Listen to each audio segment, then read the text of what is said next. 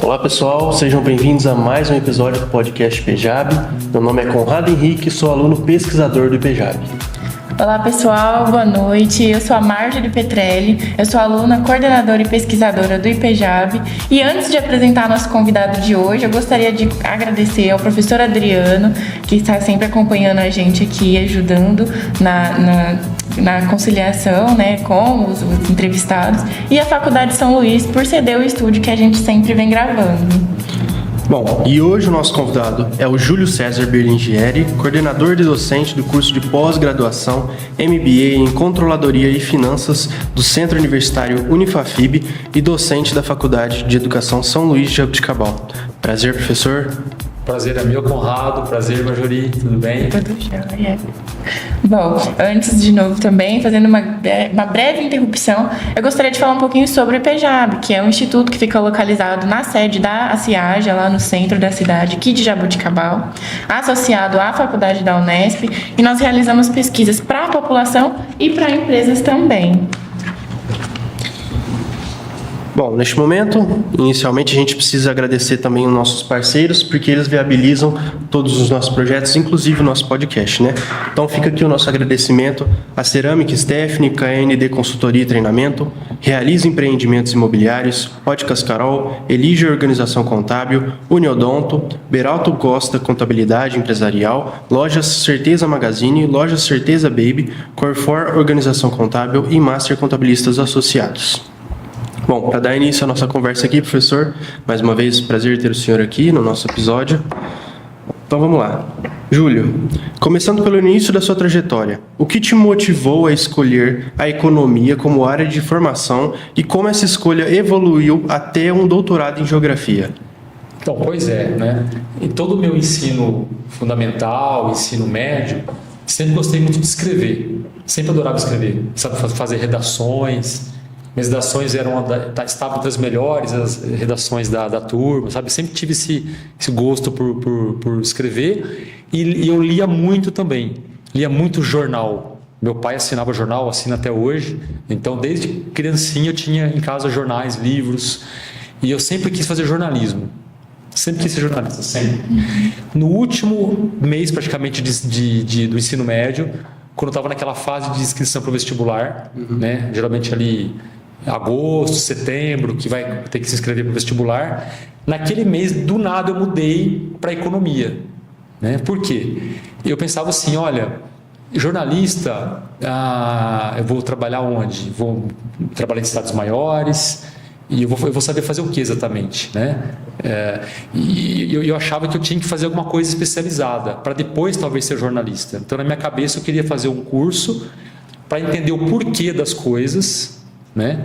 E para depois, quem sabe, virar jornalista. Acabei não sendo jornalista, né? Certo. E a economia me dava essa possibilidade. Assim. Eu sempre tive curiosidade de entender o porquê das coisas.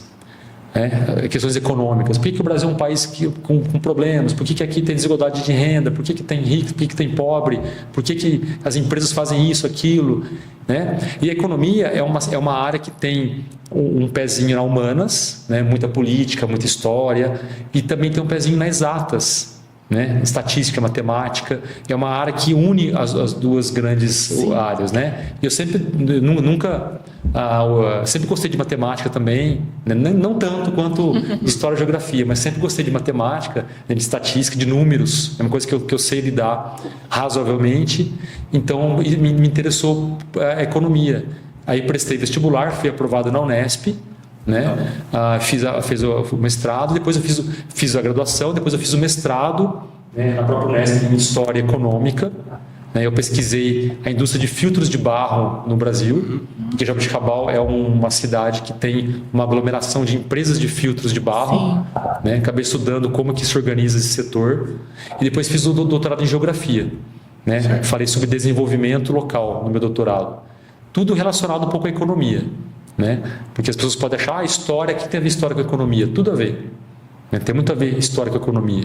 Né? Para você entender do aspecto econômico de uma sociedade, tem que entender um pouco da história da sociedade. Para você entender sobre a economia de uma sociedade, tem que entender a geografia daquele lugar. Né? Então as áreas estão interligadas. Isso que acabou me motivando a ser, né, a fazer economia e depois virar professor de economia, inclusive. Muito legal. Uma não funciona sem a outra, né? Muito legal. Bom, nesses mais de 10 anos aí de carreira, nesse meio tempo, o senhor participou e criou o projeto do índice da Unifafib do custo da cesta básica. Nós do IPEJAB, nós realizamos também essa pesquisa mensalmente e eu acredito que tenha sido muito baseada no seu estudo, principalmente pelo professor Adriano, assim.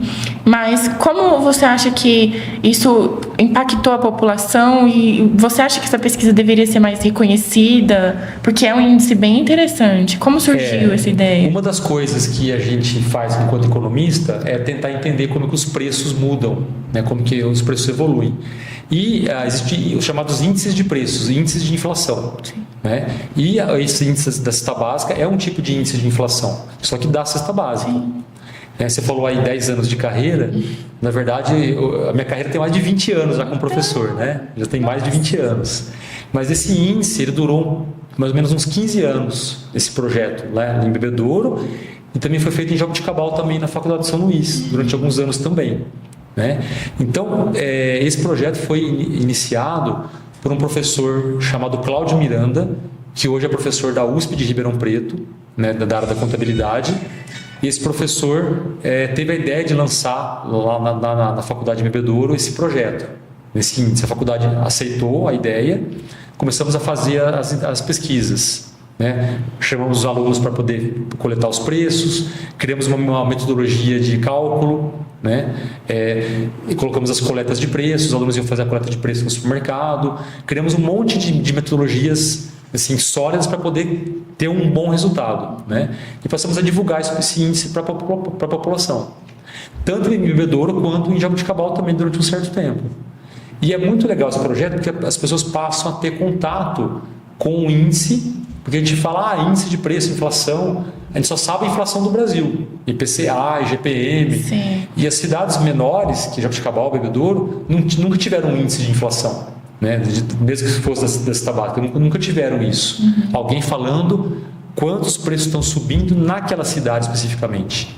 Isso era muito divulgado na imprensa local, os jornais divulgavam, e era muito legal por isso. A população ela passava a conhecer, ela passava a saber quanto estava subindo o preço das coisas naquela cidade. Muito legal. Então acaba sendo um projeto de quase que utilidade pública para a população. Sim. Né? E o que é feito no IPEJAB hoje, o índice que vocês fazem lá, ele é filho desse índice feito lá em Bebedouro e aqui no São Luís. Eu imaginei. A metodologia é quase a mesma.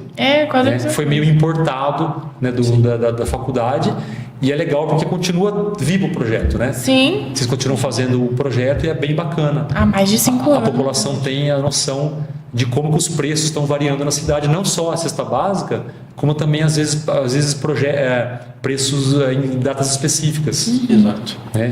Material escolar, imagino. Né? A gente faz também Páscoa. Índice da Páscoa. Então dá para ter uma noção legal de quanto que os preços estão mudando, né, na sociedade. Né? Isso é um trabalho feito, um trabalho de economista, basicamente. Né? Bom, aproveitando o gancho, né, para você, telespectador que está nos acompanhando agora, se você não conhece o trabalho do IPEJAB, né, todas essas pesquisas você encontra no nosso site, a gente vai deixar aqui embaixo, ipejab.com. Lá você encontra tanto a pesquisa de cesta básica, como pesquisas de combustível. Páscoa. Aí vem as pesquisas estacionais, como Páscoa, material escolar. Bom, vamos continuar a conversa, né? Bom, professor, se pudesse voltar no tempo e dar um conselho ao Júlio recém-formado, que estava começando no mercado de trabalho, qual seria esse conselho? Nossa, não pode ser um conselho o Júlio ainda estudando economia, talvez? Claro, pode. Estudando na faculdade? Pode. Porque assim, eu acho que hoje é um conselho que eu daria para mim mesmo, mas que serve até para os jovens que estão agora nessa mesma fase de início de estudos ou acabaram de se formar, que é não perder tempo e tentar aproveitar o máximo possível as chances que surgem, até mesmo as chances gratuitas de aprendizado. Né? Na minha época não era tão simples assim, era mais difícil. Mas hoje em dia tem muita coisa que você pode fazer, até de modo gratuito, e para se aperfeiçoar e ter muito sucesso quando for trabalhar numa entrevista, por exemplo, línguas, né? Aprendizado de línguas, né? É uma coisa meio óbvia, né? Mas tem que ser falado.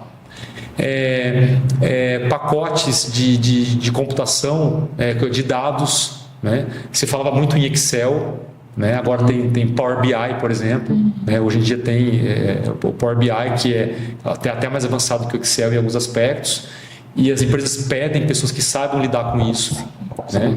Saber lidar com inteligência artificial, né? Por mais que pareça uma coisa assim meio ainda nova para muita gente ainda, é um caminho sem volta, né? Então tem que se enfiar nisso, né?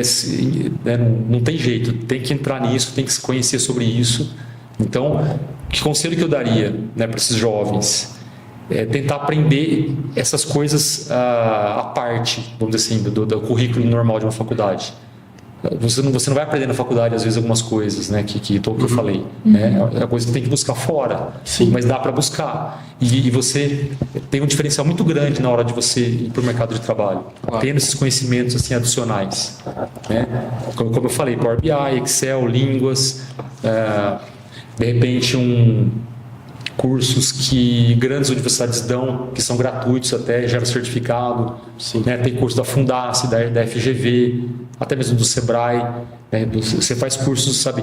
E também as chamadas soft skills que existem hoje. Né? Ficou um termo mais gourmetizado hoje, né? Ficou um termo mais chique, mas nada mais do que habilidades pessoais, né? Que se dá muito valor hoje em dia. Sim. Né? Saber falar em público, né? E tem muitos. Hoje é de fácil acesso, né? É muito comum, principalmente a Unesp também lança alguns cursos. E nas redes sociais, pela própria inteligência artificial, você consegue que ele te monte um cronograma de estudo. Exatamente. Então hoje é muito mais fácil do que na minha época, há 30 anos atrás, quando eu me formei. Né? Já faz 30 anos que eu me formei, praticamente. Né? Então hoje é muito mais fácil isso. Né, um jovem entrar nesse mundo até de modo gratuito, coisa em YouTube. Né, então eu daria esse conselho, não perder tempo e o que você puder aprender assim, fortemente. Sim. Mesmo fora do currículo. Assim, professor, eu vejo que não só fora da faculdade, como o senhor colocou, mas a própria faculdade às vezes oferece muitas oportunidades, mas os alunos não vão atrás, não sabem. Ou então o aluno tem uma ideia, mas não busca o professor, sendo que poderia ser viabilizado um projeto, um curso, uma viagem, de repente, né? Qualquer forma de capacitação. Acho que os alunos deveriam aproveitar, como o senhor colocou, melhor essa fase da faculdade em todos os sentidos. Eu não estou dizendo para a pessoa virar uma máquina de estudo, né? Eu vi agora uma maquininha, eu só vou estudar na minha vida, só vou fazer curso, só vou fazer isso, né? Pensando em mercado de trabalho. Não é isso, né? A pessoa tem que viver, ela tem que fazer, tem que ir em festa, tem que se divertir, né? Não pode deixar isso passar, de hipótese alguma. Época de faculdade é uma das maiores épocas da vida que a gente tem. Então não pode deixar passar, né? Tem que aproveitar, né? Mas também tem que focar também dá para conciliar, eu diria. É um equilíbrio. Dá para conciliar perfeitamente. Sim, concordo. Claro. Bom, nesse tempo todo de trajetória, de carreira, o senhor tem algum projeto, algum trabalho que marcou mais, assim, no seu crescimento, ou que você pensou, meu Deus, isso aqui realmente influenciou bastante, isso aqui trouxe uma diferença aí? Então, eu fiz o mestrado como eu já falei, em economia, na Unesp em Araraquara, e eu estudei filtros de barro. Vou te resumir bem brevemente essa história, que é a sua pergunta. Eu queria estudar como que o setor de filtros de água, ou filtros de barro, se organizava no Brasil. Queria entender a estratégia empresarial dessas empresas de filtros do Brasil. Em Jabuticabal, inclusive, tem um aglomerado de empresas, né, que fabricam, tem a maior do mundo, está aqui localizado, que é a Cerâmica Stephanie. Sim. Inclusive, né, uma grande empresa, sólida, que exporta para mais de 40 países. Então eu queria entender como que essas empresas se organizavam em termos da questão estrutural e econômica desse setor. E eu tinha que fazer um capítulo introdutório da dissertação de mestrado, um capítulo introdutório que tentasse explicar como surgiu o filtro, de onde ele nasceu, que ninguém tinha feito até hoje um trabalho desse. Eu procurei em bibliografias e não achei. Quem escreveu sobre a história do filtro? Não tem. Deixa eu então fazer um capítulo sobre a introdução. da tese, que vai ser a história do filtro, para depois entrar na parte da economia. Só que eu me envolvi tanto com esse assunto, sabe? Eu comecei a achar tantas coisas interessantes, comecei a entrar tão a fundo nisso, que a minha tese virou praticamente a história do filtro. Né? Legal. Eu quase que foquei inteiro o meu trabalho na história do filtro de barro no Brasil. Bem legal. Né? E aí, depois eu publiquei artigos em revistas científicas sobre isso. Publiquei vários artigos. Né? Então, essa minha tese virou uma referência em nível nacional. Nossa. Do setor de filtros de água. Qualquer trabalho que você pense no Brasil inteiro relacionado a filtro, sempre vai ter lá os artigos que eu publiquei. Então, de certa forma, é uma espécie de marco na minha vida, né, esse trabalho. Né? Tanto que uma vez o programa Globo Repórter foi fazer um episódio sobre invenções brasileiras. Né? Era um programa que ia ter 5 ou 6 invenções brasileiras. Então tinha lá o avião, né? Tinha lá a cisterna, tinha lá o brigadeiro, que é coisa brasileira, e o filtro de barro. E eles me ligaram, né? Acharam meu trabalho na internet, me ligaram, e eu até dei entrevista lá, né, no programa, falando do filtro. Então, um dos blocos do programa, que foi a invenção do filtro, foi inteiramente baseado na minha tese. Né? O programa foi baseado nessa tese do filtro. Né? Então, foi para o Brasil inteiro. Inclusive, foi quando o filtro passou a ser bem mais vendido, inclusive. Né? Que legal. Daquele dia em diante que passou no programa, acho que as vendas do Brasil inteiro, imagino que devem ter explodido. Né? Porque falou que mostrou lá a história do filtro, que eu falei, mas mostrou também a parte técnica do filtro, a parte de qualidade, que é um produto natural, barato e muito eficiente para filtrar água. Um produto assim, muito eficiente em termos de filtragem, de muita qualidade, com a vela filtrante. Bem melhor do que nós temos aí de purificador e tal. Então, é uma coisa brasileira, né? É um produto brasileiro, criado no Brasil. Então, se tem um marco que eu estudei na minha vida toda, eu posso citar esse do filtro, no caso, né? Sensacional. Interessantíssimo, professor. O senhor não achou dificuldade para montar os artigos, não? Pelo fato de ser, tipo, o pioneiro nisso? Tipo, para citação, essas coisas assim? Olha, muita dificuldade, muita. Tanto que grande parte do que eu pesquisei foram chamadas fontes primárias e fontes orais. Certo. Porque quando você faz um trabalho científico que tem já uma biografia extensa sobre isso, você pega muitos livros que alguém já escreveu, você se baseia naqueles livros para fazer o teu trabalho. Né? Então aí um tipo de trabalho diferente. Só que o meu trabalho você não tinha nada praticamente escrito. Então eu tive que ir mesmo em jornais da época. Eu lembro que eu tive em São Paulo, eu tive na Unicamp, em Campinas, em arquivos históricos para pegar livros do século XIX. Na época os celulares quase nem tiravam foto. Nossa. Então você chegava lá na biblioteca e tinha lá um livro lá imenso, né? E eu tinha que, eu chegava lá para eu quero essa página aqui, desse livro aqui, que tinha lá uma informação, uma coisa que eu precisava. Você quer essa página aqui e tal. Então ela anotava, depois ela me mandava num CD pelo correio, depois de uma semana me mandava aquela página escaneada. Ela escaneava a página, né? Eu quero a página 10, a 20, a 30, a 40, a 50, um exemplo. Eu quero essas 10 páginas para poder fazer uma pesquisa. Aí ela escaneava as 10 páginas e me mandava depois um CD na minha casa.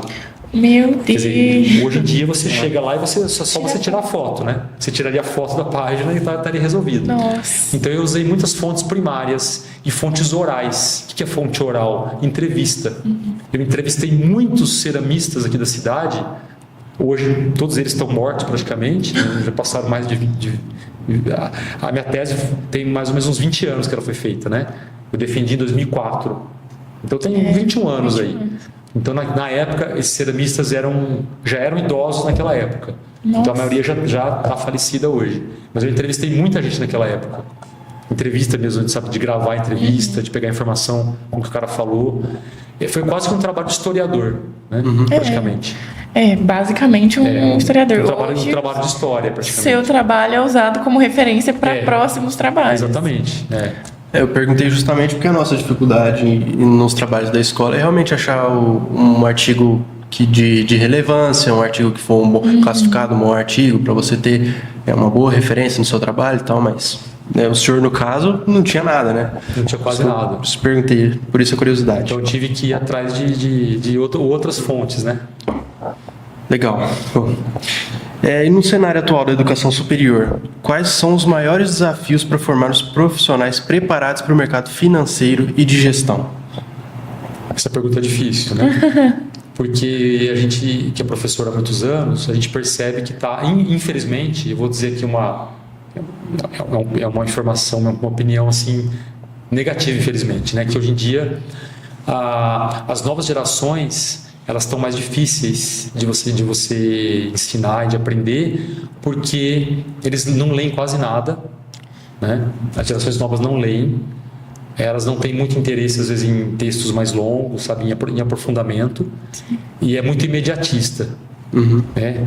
Então é uma dificuldade grande que a gente tem hoje em dia para formar essas gerações. Sim, eu vou te contar que é o terceiro convidado que vem aqui e reclama das gerações atuais. É falta de capacitação, falta de vontade, desse querer mesmo interno, de ter conhecimento, agregar conhecimento, se jogar um pouco nos livros também, então, porque é como o senhor mesmo disse no começo, a tecnologia está muito aqui e cada vez mais pegando um espaço grande assim no cotidiano das pessoas, e é um acesso muito rápido, é muito fácil. Então ficar 4 horas lá dentro de uma sala assistindo uma aula, ninguém tem paciência, porque a galera não pega 4 horas para ler um livro sem perceber que está ali às 4 horas. Hoje isso não acontece mais. Então, mas quem veio aqui que reclamou já, quem era assim, que tipo de pessoa que era? Empresários. Eram empresários. São empresários.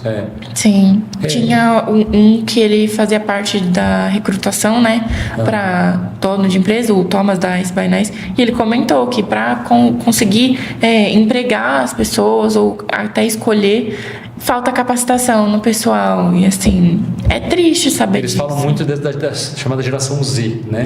O Gen Z, que é a geração Z, que é uma geração imediatista, né? E até, entre aspas, meio mimada, vamos dizer assim, sabe? Sabe aquelas histórias que conta que o cara foi fazer entrevista de emprego, aí levou a mãe junto para sabe? Nesse estilo, né? Então é um pouco meio folclórico isso, mas tem um fundo de verdade. Então essa geração que está vindo, é claro, eu não tô assim dizendo que eles são ruins, que não é uma crítica à geração em si. Porque as gerações mudam, né? A minha geração, quando eu era criança, eu tenho certeza que os meus avós, meus pais falavam, não, essa geração aqui, né? E essa geração aqui não vai para frente, essa geração aqui é só folgado. Então é natural uma geração falar mal da outra. Sim. É normal, entendeu? Então tá dentro do jogo, né? Mas o problema é que essa geração, eles têm esses problemas meio que de vontade e de foco, né? Sim. Compete aos eu como professor, eu também vejo também o nosso lado, que nós temos também que correr atrás. Não é só eu reclamar e continuar fazendo a mesma coisa. Os professores modernos estão já de fato mudando também o jeito de dar aula. Sim. Eu participo de reuniões já há muito tempo, capacitações, palestras de profissionais do Brasil inteiro. E tem muita metodologia ativa que hoje em dia é dado que mudou radicalmente a forma de dar aula.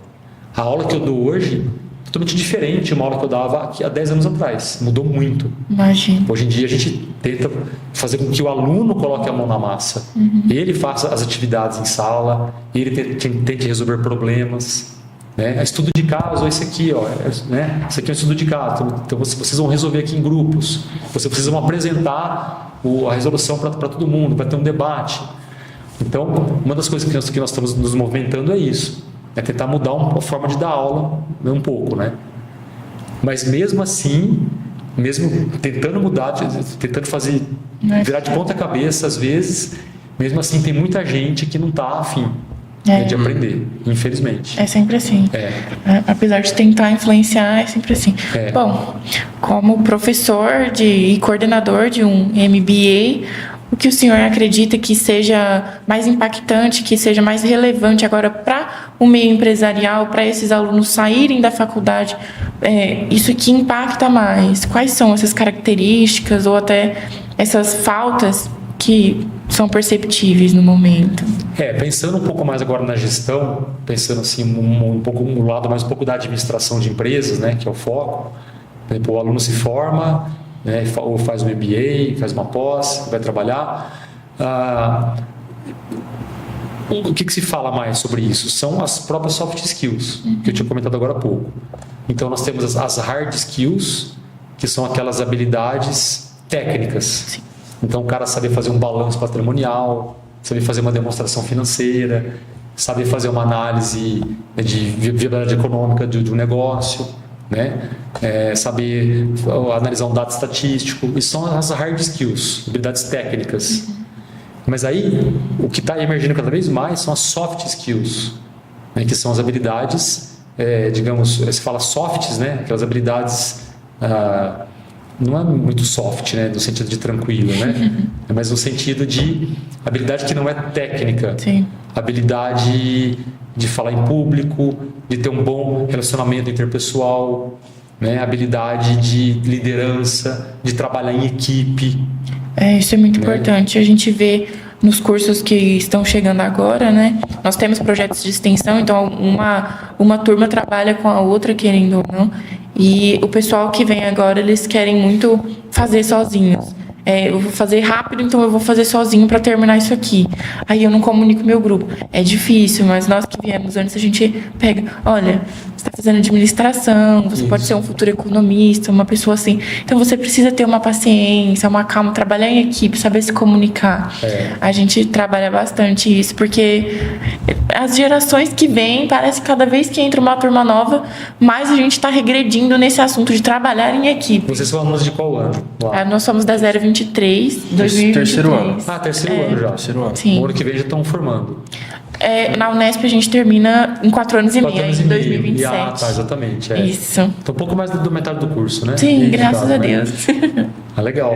Então, aí só para finalizar, é um ditado meio chavão, é uma frase assim meio chavão que todo mundo fala, mas eu acho que vale a pena que as empresas contratam os funcionários pelas hard skills, pelas habilidades técnicas, mas elas demitem os funcionários pelas soft skills. Então o cara é contratado porque ele sabe que o cara entende, porque ele é bom, porque ele sabe analisar o relatório, mas ele é demitido pela questão pessoal, geralmente. Porque o cara não sabe trabalhar em equipe, porque ele é muito individualista, porque ele é egoísta, porque ele trapaceia, né? Não sabe exportar. Então, na área de gestão, tem que se valorizar cada vez mais essas habilidades aí, interpessoais. Concordo. É um ponto fundamental hoje em dia para se trabalhar. Bom, vamos pegar um gancho do que a Marjorie falou sobre os projetos de extensão, né? Voltando lá no começo, quando o senhor participava do projeto do índice lá em Bebedouro, o senhor acha que esses projetos de extensões realmente transformam o aluno? É importante para o mercado de trabalho desse aluno? Transforma realmente a pessoa? Como ele vai lidar com isso no mercado de trabalho? O que o senhor acha? Olha, Conrado, faz uma diferença grande para o aluno isso aí, viu? Eu lembro lá em Bebedouro, e mesmo aqui em Jaboticabal, os alunos que entravam nesse projeto, e passaram dezenas de alunos por esse projeto durante 15 anos. E muitos deles não sabiam nada sobre nada, não sabiam ir no supermercado, não sabiam coletar um preço, né? Então, por exemplo, o aluno chegava no supermercado, nossa, e agora o que eu faço? Nossa, que marca que é? Então, totalmente perdido lá.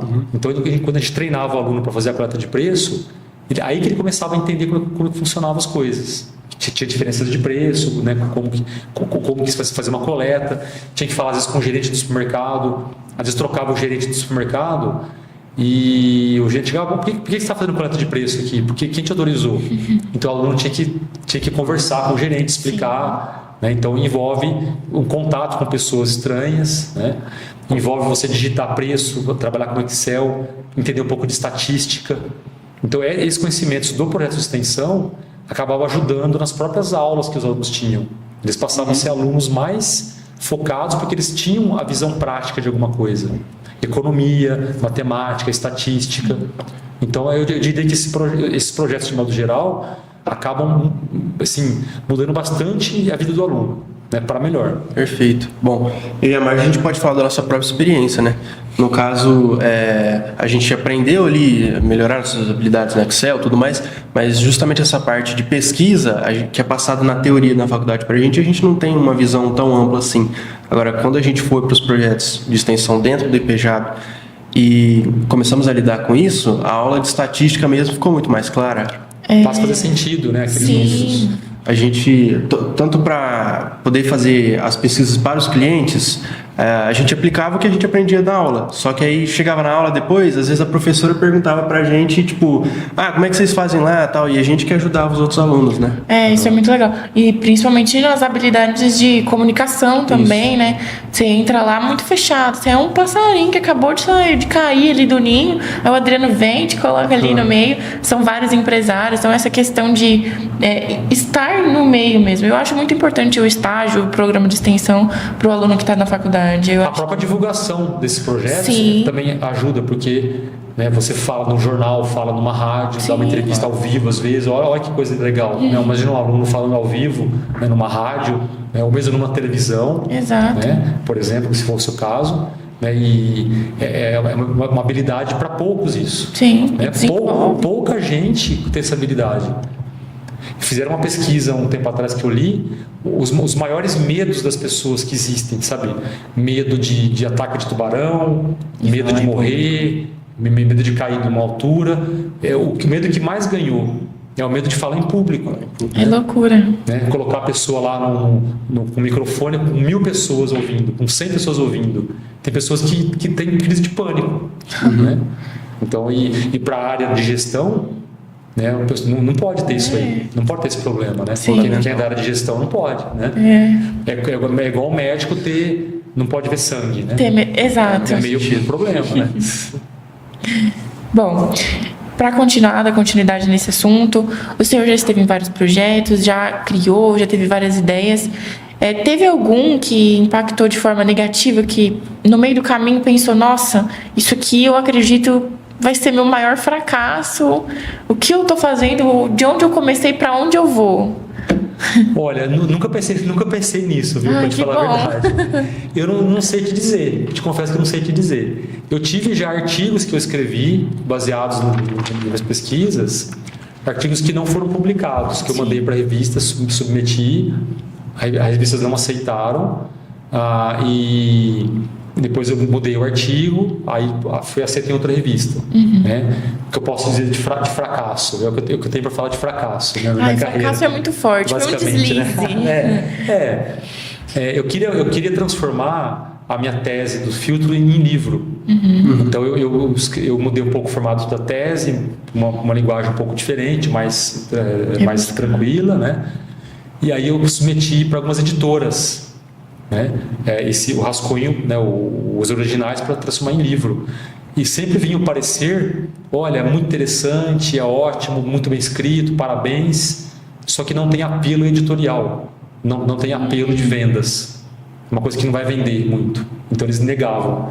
Então foi negado umas 3 ou 4 vezes. Umas 3 ou 4 editoras não aceitaram o livro do filtro, da história do filtro, entendeu?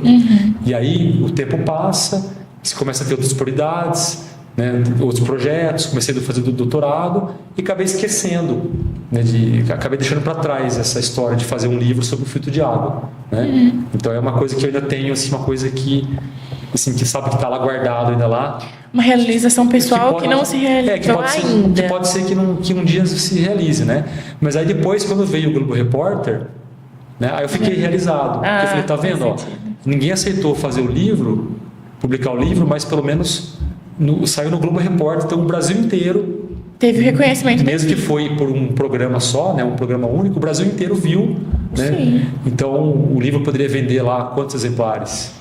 2.000, 1.500 exemplares. O Globo Repórter, 20 milhões de pessoas assistiram. Exato. Entendeu? Então isso meio que compensou, resolveu o meu problema, entendeu? Perfeito. Bom, se tiver disponível ainda a entrevista ou o programa, a gente pode até colocar aqui no link abaixo. Vamos colocar o link, A gente coloca o link. Tem um link no YouTube da entrevista. Perfeito. A gente vai colocar.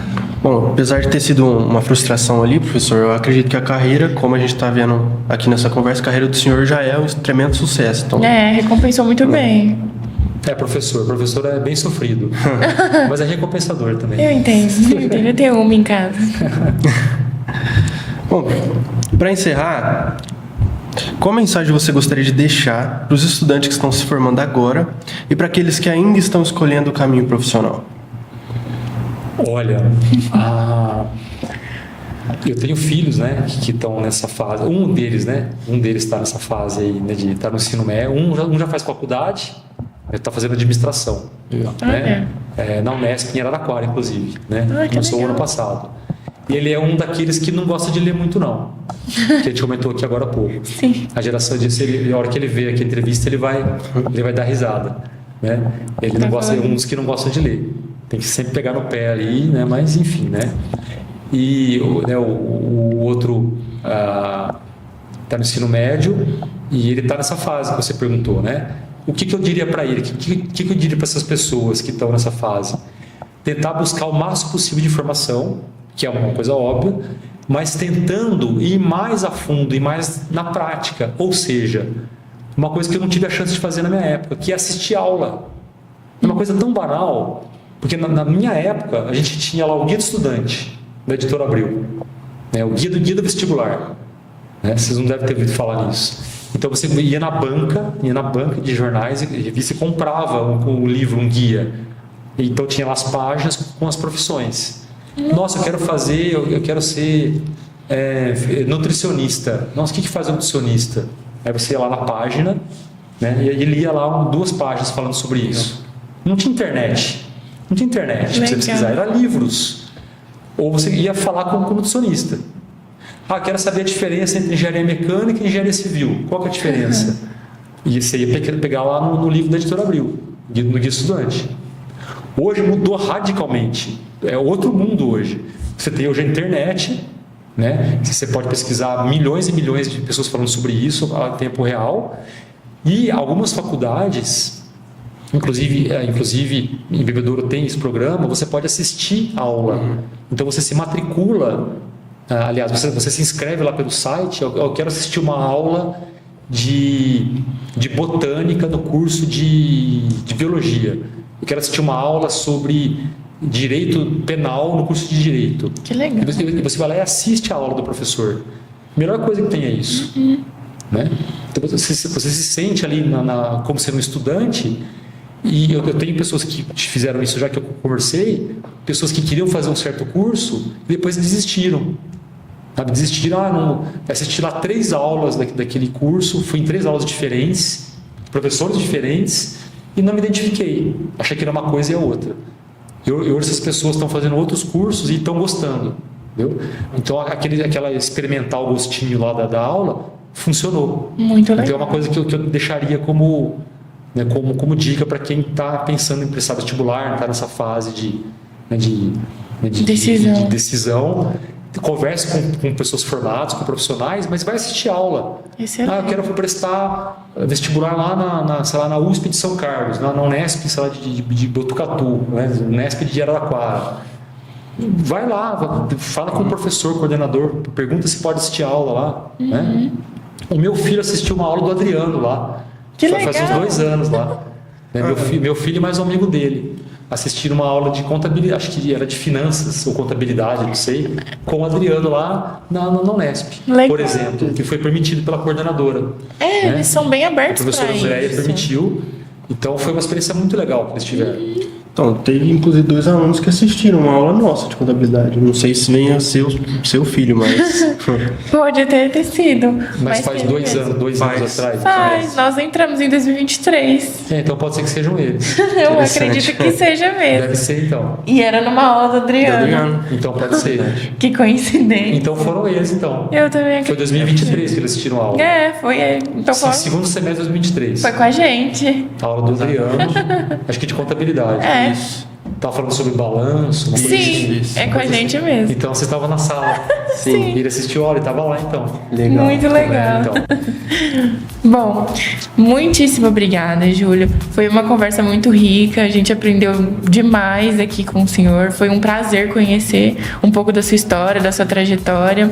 Nós vamos deixar a entrevista e o programa que apareceu sobre aí abaixo. Se a gente achar o link também do artigo, a gente deixa também. E antes de mais nada, antes de encerrar e passar para o Conrado mais uma vez, eu gostaria de agradecer também a Faculdade São Luís, a Ciaja, nossos patrocinadores, ao professor Adriano e a vocês. Muito obrigada, gente, pelo programa de hoje. Obrigado, Marjorie. Obrigado, Júlio. Foi um prazer estar aqui com você, saber toda a sua história, um pouquinho da sua carreira. Foi muito gratificante e a gente está curioso para ver a entrevista agora. Fantástico. Sim. vamos ler. Do Globo Repórter, né? Claro, é isso. Eu que agradeço a vocês, a Marjorie, Conrado, pelo convite. Fico muito feliz, né, por gravar com vocês. Pode chamar para outras vezes quando certeza. quiser. E também quero agradecer, né, a Niel pela parte técnica, né? Sim. Que está aqui, né? E agradecer também ao São Luís, a faculdade Também. que eu trabalho já há mais de 20 anos também. Estou aqui já, sou quase que um pré-histórico aqui na faculdade, né? E estou aqui dando aula, inclusive, né?